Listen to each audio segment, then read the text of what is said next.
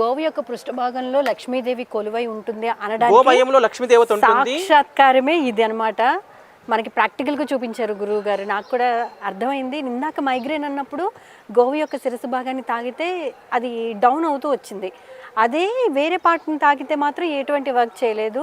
Financial ప్రాబ్లమ్స్కి సంబంధించి ఏ భాగాన్ని తాకితే తగ్గుతుందో గురువుగారు ప్రాక్టికల్గా చూపించారు. ఇట్స్ అమేజింగ్ నిజంగా.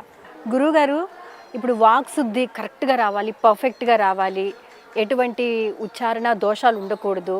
అలాంటప్పుడు మనం దానికి రీచ్ అవ్వాలి అంటే గోవు యొక్క ఏ భాగాన్ని తాకితే స్పృశిస్తే మనకు చక్కటి ఫలితాలు కలుగుతాయి గురువుగారు?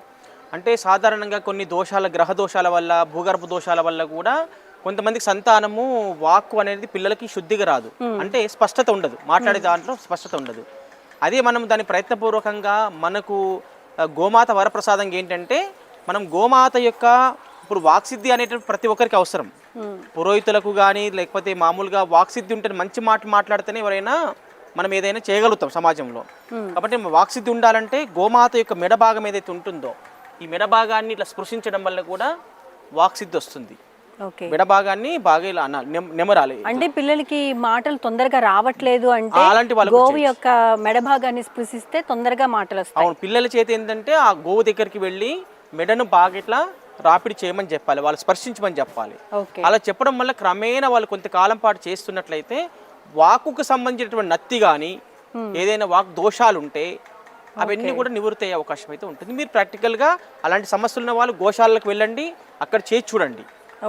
అక్కడ చేసి చూడండి, మీరే అనుభవంలోకి వస్తుంది. ఎవరైనా ఈ వీడియో చూస్తున్నటువంటి వాళ్ళు ఇలాంటి చేసి ప్రాక్టికల్గా మాకు మా యూట్యూబ్లో ఉన్నటువంటి నంబర్కి మీరు కాల్ చేసి మళ్ళీ మీరు ఫీడ్బ్యాక్ ఇవ్వండి. ఓకే, సో ఖచ్చితంగా అయితే రిజల్ట్ అనేది ఉంటుంది అని చెప్తున్నారు. 100% ఉంటుంది, చేసి చూడండి అని చెప్తున్నాను కదా. ఎవరి పిల్లలకైతే నత్తి ఉందో, ఎవరి పిల్లలైతే మాట స్పష్టత లేదో, ఎవరి పిల్లలకైతే ఏజ్ పెరుగుతున్నా కూడా ఇంకా మాటలు రావట్లేదో వాళ్ళందరినీ ప్రాక్టికల్ చేసి చూడండి, ఖచ్చితమైనటువంటి రిజల్ట్ వస్తుంది. రిజల్ట్ వస్తుందని శాస్త్రి గారు అంత ఘంటాపదంగా చెప్తున్నారు. కాబట్టి ఎవరైనా ఈ ప్రాబ్లమ్స్తో సఫర్ అవుతుంటే ఏదైనా గోశాలకు వెళ్ళి అక్కడ గోవు యొక్క మెడభాగాన్ని ఎక్కువగా స్పృశిస్తూ ఉంటే కనుక ఖచ్చితంగా వారి యొక్క దోషాలు నివృత్తి అవుతాయని అంటున్నారు. ఒకవేళ ఏమైనా సందేహాలు ఉన్నా కూడా కింద కామెంట్ రూపంలో అయితే తెలియజేయండి. అంతేనా గురువుగారు? అంతే. రైట్. గురువుగారు, లైఫ్లో స్థిరత్వం లేదు, ఖచ్చితమైన దిశానిర్దేశం లేదు అని సఫర్ అయ్యే వాళ్ళకి గోవు యొక్క ఏ భాగాన్ని స్పృశిస్తే మంచి ఫలితాలు కలుగుతాయండి? అంటే పురోగాభివృద్ధి అంటే డెవలప్మెంట్ గ్రోత్ అని చెప్తాం మనము. ఆ డెవలప్మెంట్ గ్రోత్ ఉందా లేదా అనేటటువంటిది మనం తెలుసుకోవచ్చు. ఇప్పుడు దాన్ని మనకు జీవితంలో స్థిరంగా ఉండాలి, స్థిరత్వము పురోగాభివృద్ధి జరగాలి అన్నప్పుడు మనము ఖచ్చితంగా గోసేవలో గోమాతలో ఉన్నటువంటి అవయవాలలో మనము ఈ యొక్క కాళ్ళను స్పృశించడం వల్ల దానికి మనం పురోగాభివృద్ధి చెందే అవకాశం ఉంటుంది. ఎగ్జాంపుల్ మీకు చూపిస్తాను, ఒకసారి ముందుకు రండి. ఇక్కడ డెవలప్మెంట్ గ్రోత్ అనేటటువంటి ఒక ఎనర్జీ సంబంధించిన శాంపుల్ పెట్టాను. ఇది మీకు డెవలప్మెంట్ గ్రోత్ అనేది 0 ఉంది. ఇప్పుడు మీరు గోవు కాళ్ళను పట్టుకోండి, అక్కడ స్పృశించండి. నేను అక్కడ వస్తున్నాను, పట్టుకొని తాకుంచండి. ఇదిగో క్లోజ్ అయిపోయింది, తీయండి చెయ్యి, మళ్ళీ తాకండి. ఇగో డెవలప్మెంట్ గ్రోత్ అనేటటువంటి శాంపుల్ పెట్టి చూశాను. కాళ్ళను స్పృశిస్తే ఇక్కడ తాకండి. ఇప్పుడు ఇక్కడ తాకడం వల్ల ఏమీ చూపించట్లేదు.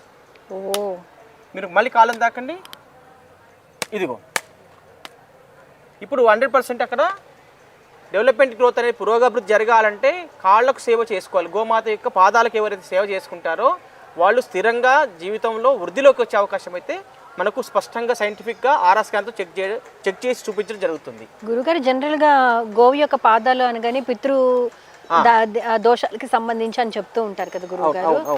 మరి ఇప్పుడు మీరు ఆర్థికంగా స్థిరపడాలి అన్నా లేకపోతే పురోగతి సాధించాలి అన్నా కూడా ఉపయోగపడుతుంది. అంటే ఒక పాదాలు రకరకాల భిన్న రకాలుగా మనకు ఎనర్జీస్ ఇస్తుంటాయి. కేవలం ఇప్పుడు సూర్యరశ్మి ఉంది అంటే డి విటమిన్ కూడా ఇస్తుంది, వెలుగుని ఇస్తుంది. ఇట్లా ఒక్కొక్క కాన్సెప్ట్ అనేటువంటిది ఒకటి అన్ని రకాల ఎనర్జీస్ ఇస్తుంటాయి. ఓకే గురువుగారు, నాకు సందేహం గురువుగారు, గోవు యొక్క ఆరా అనేది ఏ విధంగా ఉంటుంది, ఎలా ఉంటుంది, చాలా క్లియర్ కట్గా చూపించారు కదా. మరి దేశీ ఆవులకి జెర్సీ ఆవులకి కూడా ఆరా అనేది డిఫరెంట్గా ఉంటుందా? 100% డిఫరెంట్ ఉంటుంది. ఎందుకంటే దేశీ ఆవులు అనేటువంటి మన ఆవులు. ఆ దేశీ ఆవులకు ప్రత్యేకంగా చెప్పాలంటే మన ఊపురం ఉంటుంది, గంగడోలు ఉంటుంది, వీటిని దేశీ ఆవులు అంటాం. గంగడోలు ఊపురం ఉన్నటువంటి వాటిని మనం దేశీ ఆవులుగా గుర్తించాలి. వీటి వల్లనే ఇవన్నీ మనం ఏదైతే ఇప్పుడు వీడియో చేసామో అన్నీ కూడా దానివల్లే ఫలితాలు వస్తాయి, జెర్సీ ఆవుల వల్ల రావు.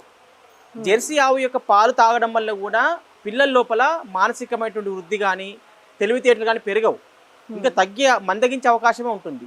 తెలివితేటలు ఉన్నటువంటి పిల్లలు ఒకవేళ జెర్సీ పాలు ఆవు తాగితే, ప్యాకెట్ పాలు తాగితే దానివల్ల ఎలాంటి ప్రయోజనాలు రావు వాళ్ళకి, ఇంకా అనారోగ్య సమస్యలు వచ్చే అవకాశం ఉంటుంది తప్ప మిగతా ఏం రావు. కాబట్టి గంగడోలు ఊపురం ఉన్నటువంటి దేశీ ఆవులను పూజ చేయాలి, అదొక నియమం పెట్టుకోవాలి. సో దేశీ ఆవులే శ్రేష్టమైన ఆవులు. దేశీ ఆవు నేను గత వీడియోలో కూడా నా ఆరా ల్యాబ్స్ అనేటటువంటి నా యూట్యూబ్ ఛానల్లో కూడా నేను వీడియోలు చేశాను. జెర్సీ ఆవుకు ప్రదక్షిణ చేస్తే మీకు ఆరా పవర్ పెరగదు.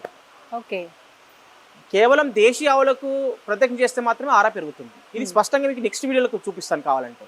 ఓకే, సో ఓవరాల్గా ఒక గోవులో ముక్కోటి దేవతలు కొలువై ఉంటారు అని చెప్తూ ఉంటారు. కాబట్టి ప్రాచీన కాలంలో గోవుకి అంటే అప్పటి నుంచి ఇప్పటి వరకు కూడా ఇంకా మున్ముందు కూడా గోవు యొక్క విశిష్టత పెరిగేదే కానీ తగ్గేది కాదు కదా గురువు గారు.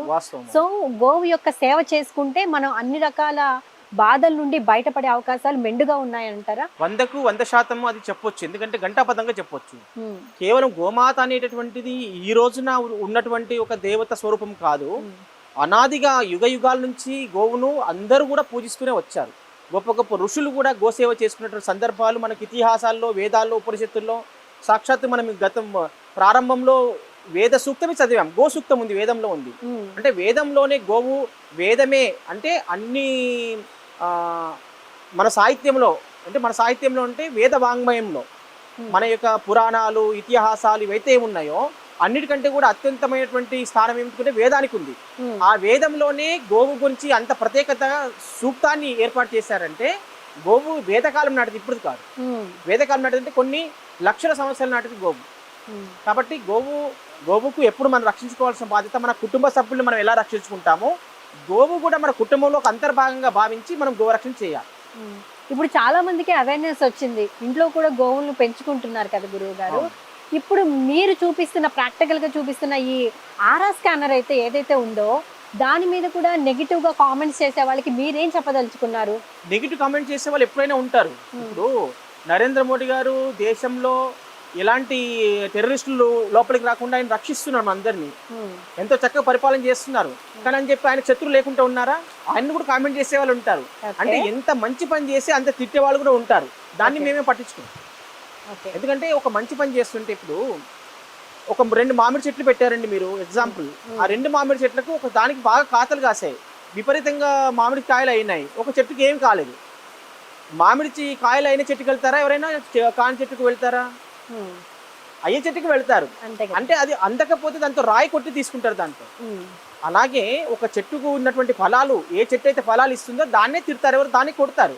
అందుకే రాళ్ళ దెబ్బలు అన్నట్టుగా మనం తిట్టినా కొట్టినా ఏదైనా కూడా అది మంచి చేసే వాళ్ళకి చేస్తారు కాబట్టి మనం పట్టించుకునేది లేదు.